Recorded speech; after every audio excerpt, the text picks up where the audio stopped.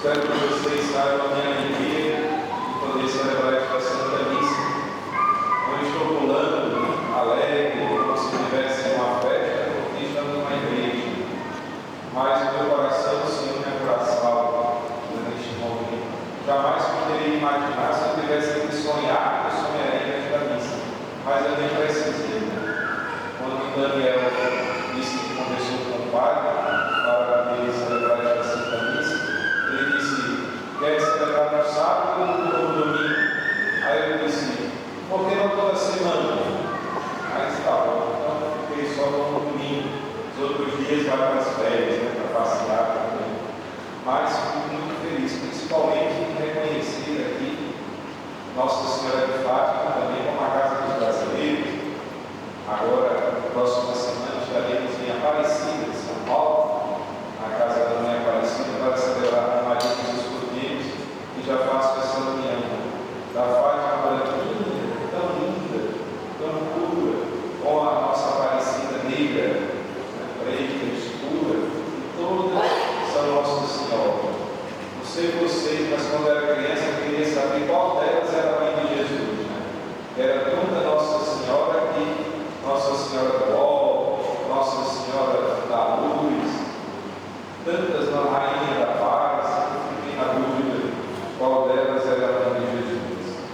No Evangelho de hoje, nós encontramos uma frase muito especial, que acredito eu, quando os portugueses desabravavam o mundo, diante de tantas situações difíceis, teriam que ter esta frase no seu coração para poder superar todas as dificuldades. Jesus vai dizer muitas vezes depois da ressurreição: a paz esteja convosco.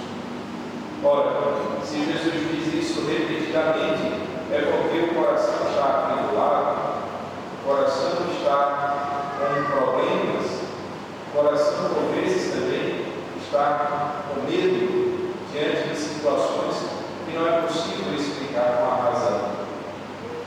Nós nunca dizemos para o país que está em paz que permaneçam, que estejam em paz. Só falamos com os países que estão em guerra. Vamos procurar realizar a paz, porque quem está em paz não precisa de paz com quem está, mas quem está em guerra, quem está com dificuldades, precisa da paz, precisa buscar a paz. Então, Jesus já percebia que muitas das situações místicas, toda vez que ele aparecia após a ressurreição, era algo místico, era algo transcendente, era algo espiritual e que causava medo. Por vezes, estes dias depois da Páscoa, eu dizia na igreja: imaginemos se Jesus aparecesse aqui no altar. O que iria acontecer com nós todos? Algumas, dependendo da idade, de morrer de infarto, já iria levar um susto que a pressão ia subir todo, já morria dentro da igreja. Outros sairiam correndo, outros ficariam de joelho. Eu não sei, talvez eu desmaiaria, morreria não, mas eu desmaio nesse nível, porque o medo, o temor daquilo que é algo espiritual é muito forte na nossa vida. Até mesmo algumas situações, por exemplo, como sair de casa, como sair de Portugal para atravessar todo o Atlântico, dias e dias no navio para chegar aqui, tendo a esperança de futuros melhores para si, para seus filhos, para seus netos. Se o temor nos domina, nós não fazemos nada.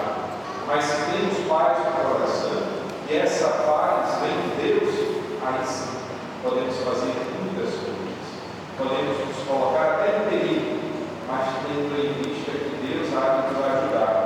Claro que não devemos nos colocar em perigo propositadamente, mas existem situações que precisamos de coragem, precisamos de fé, precisamos de força de vontade, e por vezes limita-se também a nossa própria vida, podendo até morrer. Mas se temos paz no coração, seguimos em frente. Jesus menciona hoje várias vezes, assim como no Evangelho do domingo passado, a paz esteja convosco. E mesmo pedindo para que os seus apóstolos pudessem estar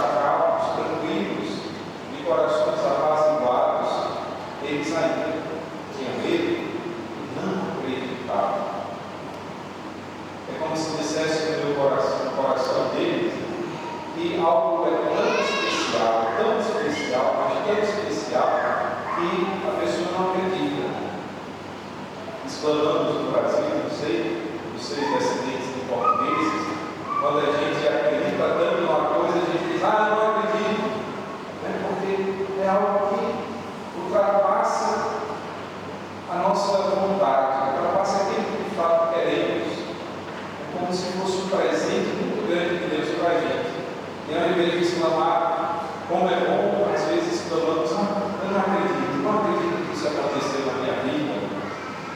Como, por exemplo, ter 10 filhos, quase todo mundo no passado perdido, tanto no Brasil quanto em Portugal, tem muitos filhos, hoje tem poucos, mas era sempre uma alegria ter frutos para desenvolver a sua fé.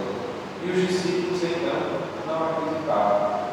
Jesus teve que tomar uma atitude, como fez em outros momentos, e pergunta para eles: tens alguma coisa para comer? Isso significa, em outras palavras, queres partilhar alguma coisa comigo para que vocês saibam que eu sou, que eu existo? Existe algo mais especial na tradição portuguesa que é comida, do teu bacalhau. Quem não come bacalhau aqui, levanta a mão, ainda tem gente que come bacalhau, mas não é o mesmo de lá, né? Tem coisa mais especial em Portugal, pelo menos no Brasil só falamos de bacalhau português. E quando vamos ao Portugal, é só isso que a gente come. Mas a mesa não é só o lugar da comida, mas o lugar da partilha, o lugar do diálogo, o lugar da conversa, onde vamos nos reunindo, nos conhecendo uns aos outros. Por isso que a Eucaristia é central na vida de todo cristão. Por isso que o ponto máximo da missa é a mesa. A mesa onde recebemos Jesus. Por isso que Jesus quis sentar-se com os seus, para ver se na mesa poderiam eles de fato reconhecer Jesus, em carne e osso. E o Senhor nos auxilia, então, além de tudo isso, de poder estar com o coração sempre em paz, mesmo diante de tantas situações difíceis, de reconhecer Jesus em todos os lugares, principalmente na partilha dos dons, dos bens, daquilo das nossas qualidades, que possamos ainda perdoar.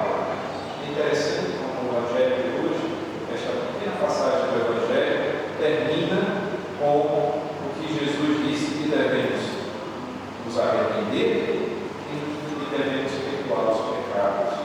Porque muitas vezes o nosso coração tem certas amarguras, tem certas questões mais mal resolvidas com algumas pessoas, com os nossos pais, com os nossos avós, e de fato isso é o motivo pelo qual o coração não está em paz. E é justamente quando perdoamos aqueles que passaram e aqueles que estão à nossa volta, é que o nosso coração de fato pode estar em paz com Deus e conosco e com os outros. E Jesus, então, com a intercessão da vida de Pai, nos auxilia sempre a sermos irmãos, a perdoarmos uns aos outros e a buscar, através da paz do coração, a reconhecer também Jesus no outro e nos mantermos perseverantes na fé.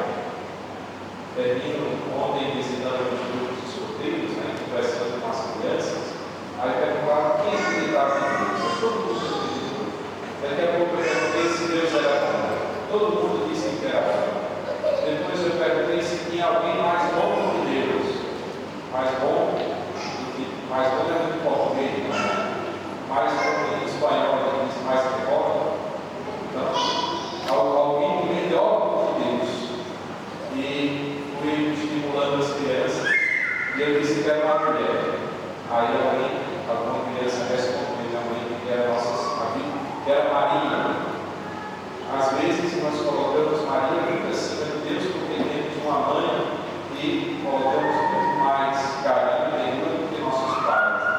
Mas fiz o equilíbrio entre Deus e Maria e mostrei para eles que nunca esqueçam o quanto Deus é bom. Nunca esqueçam o quanto Maria é a mãe de vocês.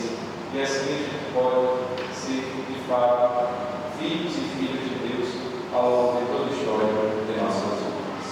Louvado seja nosso Senhor Jesus Cristo. Vamos fazer o crédito mais longo, deixar no fim. A gente poderia fazer mais curto, mas como acho que a maioria do podemos rezar o crédito assim, continuar com o Digamos juntos, creio em sua vida.